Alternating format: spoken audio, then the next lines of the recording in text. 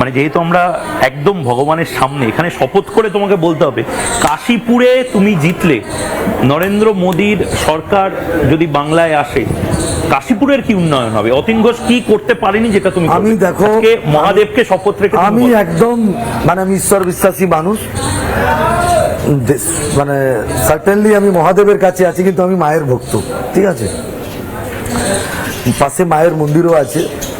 আমি মানে মহাদেবের সামনে মাকে সাক্ষী রেখে বলছি, আমি বিধায়ক হওয়ার সঙ্গে সঙ্গে কাশীপুর ছিল স্পোর্টসের হাব।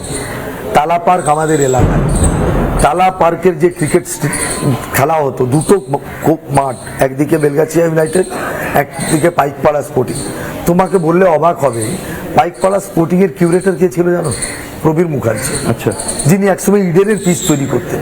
তুমি একবার গিয়ে পারলে টালা পার্কটা দেখো, তুমি দেখবে তৃণমূল আশ্রিত একটি সংগঠন 20% মাঠটাকে ইনক্রোচ করেছে। ওই ইনক্রোচের আগে ওইখানে আগে বাংলাদেশি অনুপ্রবেশকারীদের, মুসলিম অনুপ্রবেশকারীদের মাঠের মধ্যে ঢুকিয়ে দেওয়া হয়েছিল। সেখানে সমস্ত রকম অবৈধ কাজ হতো রাত্রিবেলা। পরে যখন তারা ইনক্রোচ করলো, তাদেরকে ওইখান থেকে তুলে নিয়ে গিয়ে ছোট ছোট যে মানে মাঠগুলো আছে সেখানে বসিয়ে দেওয়া হয়েছে। এই টালা পার্কে একটা বড় ঝিল পার্ক আছে, যেটা যদি একটু সদিচ্ছা থাকতো ইন্টারন্যাশনাল লেভেলের সুইমিং ক্লাব বানানো যেতে পারে।